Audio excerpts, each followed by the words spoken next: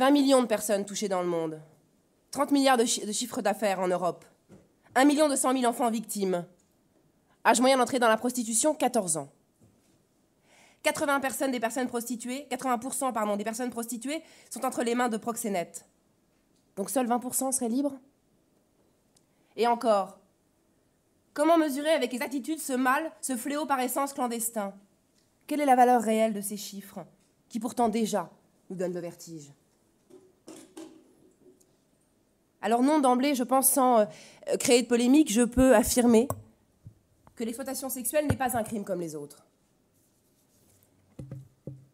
Alors bien sûr, monsieur l'avocat général, madame le bâtonnier, mes chers confrères, madame, monsieur, bien sûr, on pourrait m'opposer qu'aucun crime ne se ressemble, qu'aucun crime n'est comme les autres parce qu'il est nécessairement fonction de la victime, de sa souffrance, de l'auteur, de sa personnalité.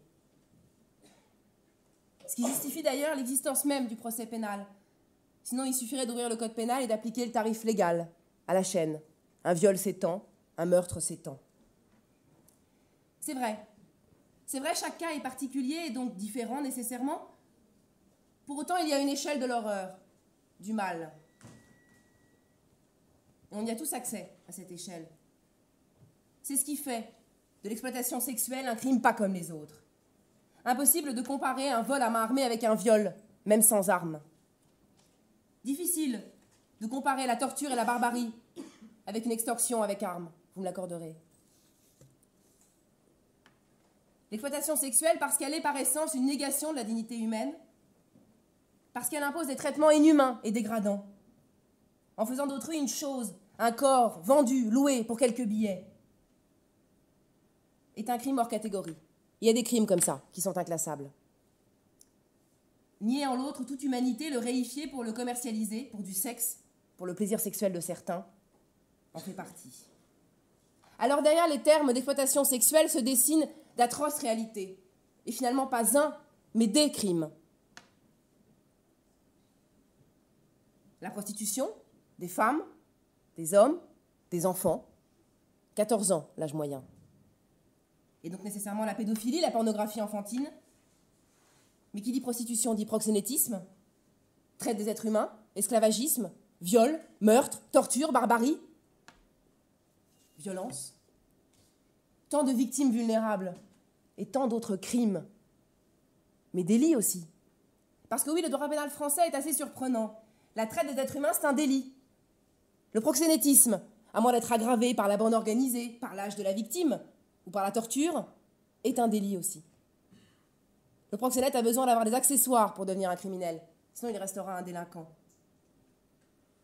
Alors à moins de ne rien avoir compris, je suis sûre que si là je vous demande, faut-il lutter, faut-il abolir l'exploitation sexuelle, vous me direz oui, bien sûr, quelle question. Pour ou contre le viol, mais contre, bien sûr. Et si je vous dis la prostitution, pour son abolition, là il va y avoir un débat. Alors sauf pour celle des enfants, parce que là tout le monde est d'accord pour considérer que c'est ignoble, c'est acté, il n'y a pas de débat. Il faut l'éradiquer. Par essence, l'enfant est victime. Et d'ailleurs, le droit pénal français condamne les clients pédophiles. Mais la prostitution des majeurs, alors? 1er décembre 2011, Arabie Saoudite. Une jeune femme de 23 ans, violée par 5 hommes, a été condamnée à 1 an de prison et 100 coups de fouet. Pour adultère et pour avoir tenté d'avorter. Elle ne voulait pas garder le fruit de ses viols. Une victime de viol, 100 coups de fouet, 1 an d'emprisonnement. Et les auteurs, non, ils n'ont pas été inquiétés, non, bien sûr. Ça nous révulse? Bah oui, parce qu'en France, les auteurs de viol, ils sont pénalement sanctionnés. 18 mars 2003, France, loi sur la sécurité intérieure. Désormais, le racolage passif est un délit. 225-10-1 du Code pénal. Racolage passif, actif, même combat. 2 mois d'emprisonnement, 3 750 € d'amende. Sanctionner les prostituées, même passives? Mais bravo!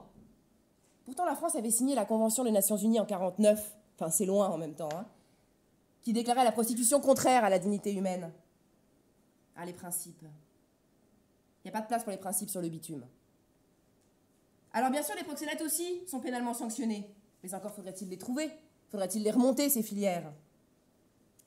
Et d'ailleurs, là, je m'interroge en me disant, mais comment le même système judiciaire peut à la fois condamner les auteurs, que sont les proxénètes, et les victimes, que sont les prostituées?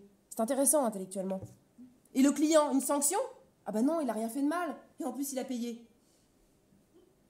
Alors il faudra attendre le président normal pour qu'on envisage de sanctionner les clients.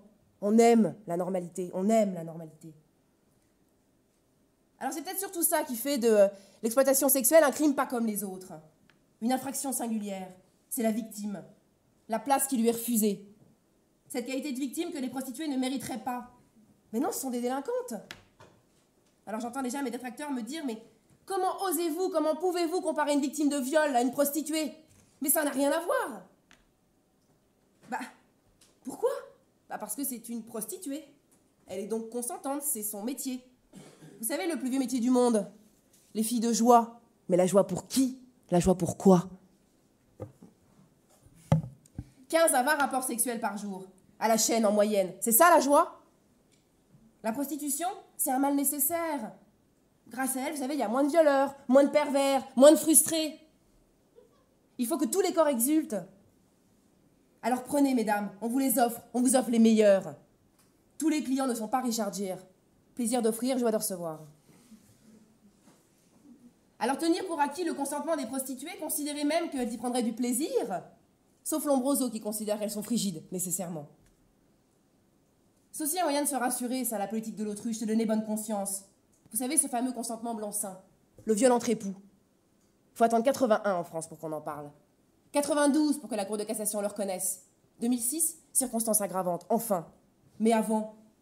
Eh bien oui, vous avez dit oui devant l'hôtel, oui devant le maire. Le devoir conjugal, Chantal, ça fait partie du oui aussi. Ça nous paraît fou, hein? Ça nous paraît barbare. De nier toute liberté, toute capacité de consentir. Eh bien c'est ça l'exploitation sexuelle. C'est ça la prostitution. C'est nier à autrui tout libre arbitre, toute dignité, n'en faire qu'un corps, voire qu'une chose pour gagner de l'argent. Réifier l'être humain pour mieux en abuser. Est-ce qu'aujourd'hui il serait possible de soutenir, si ce n'est dans une simple tentative rhétorique d'animer un débat, que les esclaves étaient consentants, qu'un esclave était libre? Il ne se rebellait pas, il travaillait.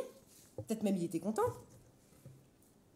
Est-ce qu'à un seul instant les réglementaristes, prétendus défenseurs de la liberté sexuelle, voire même certaines féministes, et ça me fait mal, se sont demandé comment on devenait prostituée? Un plan de carrière, un rêve d'enfant, une vocation, une liberté sexuelle, une ouverture d'esprit? Ou est-ce qu'on pourrait même naître prostituée, comme le disait Lombroso, encore lui? Ou simplement est-ce que c'est une mauvaise rencontre, l'aboutissement d'une misère? Qu'est-ce qui se cache derrière ces hommes et ces femmes aux talons un peu hauts et aux jupes un peu courtes? Des réseaux de criminels internationaux très structurés. La prostitution, c'est le 3e trafic mondial, après les armes et la drogue. Ces réseaux de criminels qui vont faire leur marché en Ukraine, en Moldavie, en Roumanie, pour jeter les victimes sur les trottoirs français, allemands, grecs. Ils choisissent des femmes principalement, mais des hommes aussi, c'est vrai. Sans travail, sans famille, isolés, sans argent, sans perspective. Et puis ils leur servent l'Eldorado amoureux, l'Eldorado professionnel. On a tous envie d'y croire au conte de fées. Si on leur avait parlé des hôtels borgnes, de ces fonds d'impasse interlopes, de ces types violents, bedonnants, suants, de la douleur qu'on a quand on n'a pas envie, des coups qu'on prend quand on n'est pas rentable, de la drogue, de la coke qu'on leur donne pour être plus productive, de ce corps qu'on finit par ne plus sentir, qui ne nous appartient plus, ben non, elle ne serait pas venue. Parce que la misère, c'est encore mieux que ça. Consentement libre et éclairé, on vous a dit? Mais bien sûr. Et maintenant, il faut les enchaîner, les clients, hein. Parce que si tu veux leur rembourser tes papiers, payer ton billet d'avion, payer ton hôtel, ben il faut descendre sur le trottoir et tu souris. Et en droit pénal français, ces hommes et ces femmes qui sont jetés sur les trottoirs sont des délinquants. Ah ben on est bien loin de l'image d'Épinal, hein. La prostituée indépendante, qui reçoit ses clients habituels et habitués, dans son joli camion à lumière ou dans sa chambre un peu rose, qui serait avant tout leur confidente. Je suis sûre que vous la connaissez, tout le monde en parle de celle-là, dans les dîners mondains, cette Brigitte, cette Cathy qu'on appelle comme ça sur France Inter. Cette femme qui par choix se serait affranchie de toutes les barrières physiques, qui adore son métier et qui, parole d'honneur ou parole d'homme, ne pourrait pas en faire un autre. Mais quelle liberté d'esprit! Elle a bon dos, cette Brigitte. Cette femme légendaire derrière laquelle les réformistes se cachent pour tenter de redorer le blason du plus vieux métier du monde. Ça nous rassure, hein. Mais Brigitte aussi, elle a mal quand elle n'a pas envie. 6 décembre 2011, l'Assemblée nationale a adopté à l'unanimité la résolution abolition. Déclaration de principe. C'est bien les principes. La ministre des droits des femmes le crie haut et fort. L'abolition de la prostitution est en marche.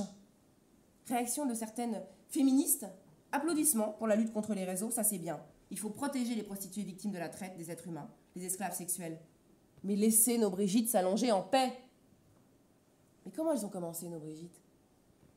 Comme les Svetlana, pas de diplôme, pas d'argent, pas de travail, pas de mec, ou plutôt un mec qui est un Mac.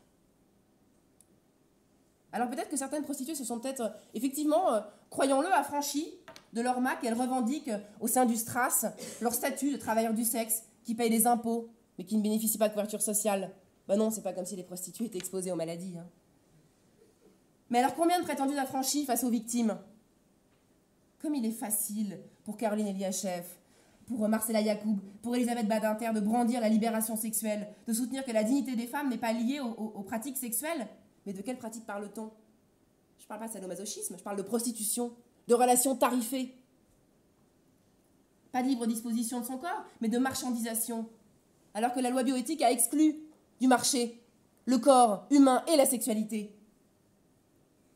Et qu'il fait chaud dans ces appartements cossus de ces intellectuels, et qu'il fait froid sur le trottoir. Qu'il est dur d'en sortir du bitume quand on ne connaît que ça. Alors la prostitution n'est pas la liberté de la femme, mais le droit de l'homme de disposer d'elle, pour de l'argent, de s'imposer à elle. La seule liberté est celle du consommateur. Les maisons closes, mais comme si c'était moins sale dans les draps propres. Les supermarchés du sexe, c'est pas l'illustration de la libération sexuelle.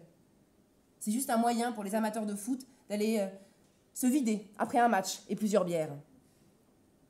Alors protégeons nos Svetlana, mais aussi nos Brigitte, nos Cathy et toutes les autres.